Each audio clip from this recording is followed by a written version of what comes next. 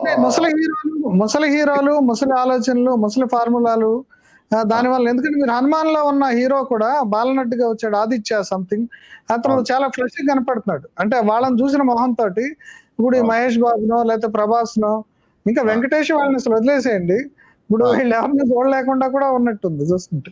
Even Kamal Haasan మనకి ఇంతకు ముందు మంచి అందమైన పాలబొగ్గలు గారే ఒక హీరో అంటే కమల్ హాసన్ చూసుకునేవాళ్ళు. ఇప్పుడు వాళ్ళందరూ ఇక వాళ్ళు మన వయసు మనసు అన్ని ముసలి అయిపోయానని ఇంకా గ్రహించట్లేదు అనుకుంటా. అంటే ఆ కమల్ హాసన్ నేను బాగా కుర్రాడిని అప్పట్లో, అతను పెద్ద హీరో. సో అప్పుడు అందరూ ఇంట్రెస్టింగ్ గా చూసేవారు అతన్ని. యాక్చువల్ గా కమల్ మనం తెలుగు వాళ్ళమైనా కానీ చూసేవాళ్ళం. కానీ అనేది ఏంటంటే ఇప్పుడు వాళ్ళు ఏజ్ అయిపోయారు ఒకటి. ఇంకోటి ఏంటంటే ఏజ్ తో పాటు వాళ్ళకి ఆ పాత ఫ్లేవర్ వాళ్ళ మొహంలో కనిపించదు. ఇప్పుడు మీకు అదే ఇష్యూ బాలకృష్ణతో ఉంది. ఇప్పుడు వాళ్ళ ఆలోచనలకి వాళ్ళ క్రియేటివిటీ కూడా ముసల్తాన్ వచ్చిందేమో అనిపిస్తుందండి. ఎందుకంటే అరిగిపోయిన ఐడియాని మళ్ళీ భారతీయుడినే తీయటం, ఆ దశావతారాల సినిమా ఇవన్నీ చూసినా సరే అది కూడా అనిపిస్తున్నట్టుందండి. అవును, అంటే దేహంతో పాటు, దేహంలో ఉన్న చేంజెస్ తో పాటు, మొహంలో ఉన్న చేంజెస్ తో పాటు వాళ్ళ ఆలోచనలు కూడా, దేహం మొహం చేంజ్ అవుతున్నప్పటికీ కూడా వాళ్ళ ఆలోచనలు పాతవే ఉండడం మూలంగా వాళ్ళు ఆ ఆలోచనల్ని ఇప్పుడు ఈ కొత్త మొహాలతోనే సేమ్ ప్రొజెక్ట్ చేస్తుంటే కూడా అవి సక్సెస్ కావట్లేదు. సో ఆ నేపథ్యంలో వీళ్ళకి ఆల్టర్నేటివ్ అనుకోవడం ఏంటంటే, ఇప్పుడు మీరు చూడండి మొన్న కల్కి సినిమాలో లాస్ట్ వచ్చాడు కమల్ హాసన్, మీరు ఐడెంటిఫై చేశారు కమల్ హాసన్ ఉంటాడు. అప్పుడు అందరూ ఏమనుకున్నారు, ఓకే దీనికి 2 సిరీస్ వస్తుంది, సెకండ్ సిరీస్ వస్తుంది దీన్ని, అందులో కమల్ హాసన్ రోల్ ఎక్కువగా ఉండొచ్చు అని చెప్పి అనుకున్నారు. Okay, of course Amitabh Bachchan కి మాత్రం కొంత జస్టిఫైబుల్ రోల్ ఇచ్చారు. ఓకే, సో ఈ వయసులో కూడా ఫైట్లు చేయించారండి, చాలా కష్టపడాల్సి వచ్చింది. అంటే దానికి పాన్ ఇండియన్ ఎపీరియన్స్ రావడానికి. ఓకే, దానికి పాన్ ఇండియన్ ఎపీరియన్స్ రావడానికి అతను కూడా దాంట్లో. ఫైనల్ గా మనం ముగించే ముందు ఈ రాబోయే పుష్ప 2, దేవర, చిరంజీవి విశ్వంబర, ఇది బింబిసార సినిమా డైరెక్టర్ విశిష్ట కూడా అది ఒక సినిమా తీస్తున్నాయండి.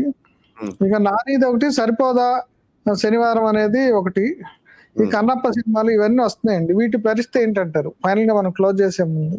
ఓకే, వీటిలన్నిటికీ కూడా సక్సెస్ ఫెయిల్యూరా అనేటువంటిది వీళ్ళు చేసే ఆ మేనేజ్మెంట్ మీద నిర్భరమై ఉంటుంది, మేనేజ్మెంట్ మీద ఆధారపడి ఉంటుంది. నిర్భరం అవ్వడం అంటే, ఆ మేనేజ్మెంట్ అంటే ఏ విధంగా ఉండాలంటే, ఇప్పుడు తీసే సినిమాలు వాళ్ళు మొత్తం వరల్డ్ వైడ్ ఎక్కువ బడ్జెట్ తో తీసేవాళ్ళు కానీ, మీడియం బడ్జెట్ తీసేవాళ్ళు కానీ, వాళ్ళు ఎప్పుడు ఏం దృష్టిలో పెట్టుకోవాలంటే, మనం ఏ విధంగా డిజిటల్ ప్లాట్ఫామ్ ద్వారా అడ్వాంటేజ్ పొందగలము అనేటువంటిది ముఖ్యంగా దృష్టిలో పెట్టుకోవాలి.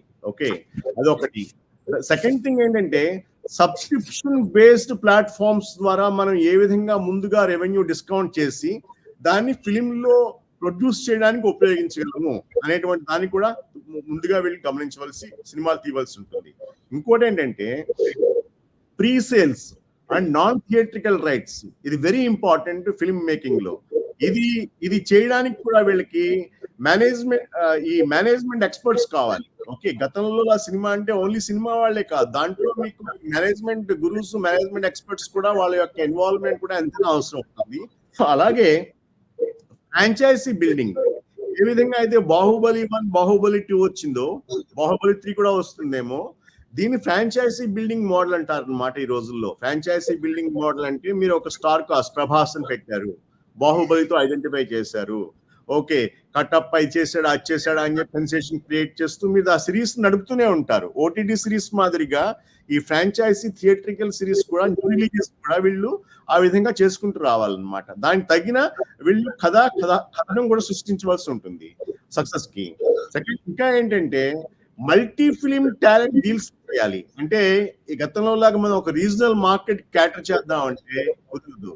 అన్ని మార్కెట్స్ ని దృష్టిలో పెట్టుకుని, అన్ని మార్కెట్స్ లో ఉన్న కస్టమర్స్ ని, కన్స్యూమర్స్ ని, వ్యూయర్స్ ని దృష్టిలో పెట్టుకుని, వాళ్ళకి అనుగుణంగా వాళ్ళకి ఏం కావాలో అవన్నీ కూడా దాంట్లో కుదిరిస్తే ఆ సినిమా సక్సెస్ అయ్యే అవకాశం ఉంది. అంతేకాకుండా చిన్నవాళ్ళైతే, ఇక్కడ ఇంకొక ఇంపార్టెంట్ థింగ్ ఏంటంటే, చిన్న వాళ్ళకి మరి దారి ఏంటి, చిన్న ప్రొడ్యూసర్స్ కి, చిన్న ఫిలిమ్స్ కి దారి ఏంటి? ఇంకో విషయం గుర్తు చేస్తాను సార్, ఒక్క నిమిషం. విశ్వక్షేణ్ ఒకడును, జొన్నలగడ్డ సిద్ధు వీళ్ళిద్దరు ఈ మధ్య కాలంలో హైదరాబాద్ లో వాళ్లే నిర్మాతలు, వాళ్లే డైరెక్టర్లు, వాళ్లే స్టోరీలు రాసుకోవటం, అంటే కొత్త ట్రెండ్ సెట్టర్స్. ఇప్పుడు వీళ్ళిద్దరూ సక్సెస్ఫుల్ గా ఒక ట్రెండ్ సెట్ చేస్తున్నారు. ఇట్లాంటి ట్రెండ్ ఎమర్జెన్స్ మీద మీరేం చెప్తారు? అంటే ఓ పక్కనే పెద్ద పెద్ద హీరోలు, పెద్ద పెద్ద వీళ్ళంతా ఉన్నారు. ఇప్పుడు వాళ్ళ మొన్న ఏదో ఒక షో కూడా, విశ్వక్సేన్ షోకి ఇతను జూనియర్ ఎన్టీఆర్ కూడా పోయి, వాళ్ళిద్దరు కూడా పోలికలు కూడా కొంచెం దగ్గరగా ఉంటాయి ఇద్దరికి. అవును, అభినందించి విశ్వక్సేన్ ని జూనియర్ ఎన్టీఆర్ డూప్ అని కూడా అంటూ ఉంటారు ఒకసారి బేసికల్ గాను.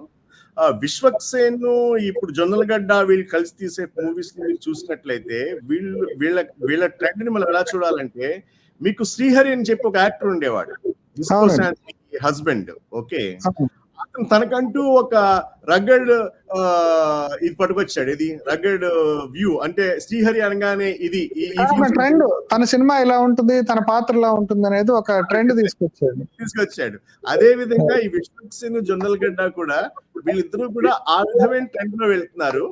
ప్రస్తుతం ఆ విధమైన ట్రెండ్ లో ఆ విధమైన సినిమాలకి అంత దీని పేరేంటి చేసి వాళ్ళు లేరు కాబట్టి వీళ్ళు ఆ గ్యాప్ ని పూడ్చారు. డెఫినెట్ వీళ్ళు ఇన్నోవేటివ్ గా ఈ క్రౌడ్ ఫండింగ్ లాంటిది ఉపయోగించి మంచి మంచి కథలు అనుకుంటే వాళ్ళకి మంచి ఫ్యూచర్ ఉంటుంది. అదే విధంగా దాంట్లో నేను యాడ్ చేసేది ఏంటంటే, ఇటువంటి అప్కమింగ్ యాక్టర్స్ కి, టాలెంట్ ఉన్న యాక్టర్స్ కి ఒకే ఒక జోనర్ తో ఇది పెట్టుకోకుండా, ముడి పెట్టుకోకుండా వాళ్ళని వాళ్ళు ఎక్స్పాండ్ చేసుకుంటూ, ఈ రోజుల్లో వాళ్ళు కావాలంటే వాళ్ళకి డబ్బులు అనేటువంటివి లిమిటెడ్ కాదు. డబ్బుల కోసం కంటెంట్ ఉంటే ఈ రోజుల్లో బాధపడవలసిన పని లేదు.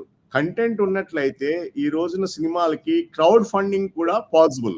క్రౌడ్ ఫండింగ్ ద్వారా కూడా ఎవరైనా డబ్బులు రైట్ చేసి సినిమాలు తీసుకోవచ్చు. ఓకే, సో అన్యదా చాలా ఇప్పుడు ఎవెన్యూస్ ఓపెన్ అప్ అయ్యాయి. అలాగే కూడా ప్రీ ఫండింగ్ ఓపెన్ అప్ అయింది. సో బట్ కానీ అందరూ ఫోకస్ చేయవలసింది కథనం, అంటే screen play, direction, technological impact, visual impact, music and మంచి అపీరెన్స్.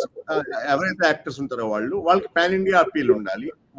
బట్ సినిమాలో మన తెలుగు వాళ్ళు తీస్తుంటే, మన తెలుగు వాళ్ళతో పాటు మనం హిందీ వాళ్ళని, కొంతమంది బెంగాలీ వాళ్ళని, కేరళ వాళ్ళని, తమిళ వాళ్ళని కూడా పెట్టుకుంటే, డబ్బింగ్ చేస్తున్నాం కాబట్టి ఆ లాంగ్వేజెస్ లోకి, ఆ మార్కెట్ లో అందరు యాక్టర్లకి పేరు వచ్చి over a period of time మన తెలుగు లీడింగ్ యాక్టర్స్ ఎవరైతే ఎమర్జ్ అవుతారో వాళ్ళు ఓవరాల్ ఇండియన్ యాక్టర్స్ కింద అయ్యే అవకాశం వస్తుంది. చిన్న యాక్టర్లకి, మీడియం బడ్జెట్ ఫిల్మ్స్ వాళ్ళకి ఆంధ్రానే మార్కెట్ కింద పెట్టుకుంటే, అక్కడ మీరు ఇవాళ చెప్పినట్టుగా ఏవైతే 2 మూవీస్ రిలీజ్ అయ్యి ఫెయిల్యూర్ అయ్యాయో అటువంటి ఫెయిల్యూర్స్ కి రెడీగా ఉండాలి. లేకపోతే హనుమాన్ లాంటి ఫిలిమ్స్ చేసి తక్కువ బడ్జెట్ లోనే సక్సెస్ అన్ఎక్స్పెక్టెడ్ గా వచ్చినప్పుడు దాన్ని స్వీకరించేటట్లుగానే ఉండాలి. సో ఆ విధంగానే ఐ థింక్ ఇండస్ట్రీ ట్రెండ్ ఇప్పుడు ముందుకి వెళ్ళబోతుంది. ఏదైనా కానీ మొత్తం సమకాలీన సినిమాకి సంబంధించిన వ్యాపారం, సినిమాకి సంబంధించిన టెక్నాలజీ, హీరోలు, ఈ ట్రెండ్స్, వీటన్నిటి 360 వ్యూస్ మాకు చెప్పినందుకు థ్యాంక్స్ అండి శాస్త్రి గారు. నమస్తే. Please do subscribe to Telugu Rajyam channel. Please do subscribe to Telugu Rajyam channel. Please do subscribe to Telugu Rajyam channel. Hi అండి, నేను మీ ఆర్పీని, నెల్లూరు పెద్దారెడ్డి చేపల పులుసు ఓనర్ని. మీరు తెలుగు రాజ్యం అనే ఈ యూట్యూబ్ ఛానల్ సబ్స్క్రైబ్ చేసుకుని మంచి మంచి వీడియోలతో వస్తారు. Thank you so much. Hi people, I'm Sonakshi Verma and you please watch Telugu Rajyam and please subscribe to the channel.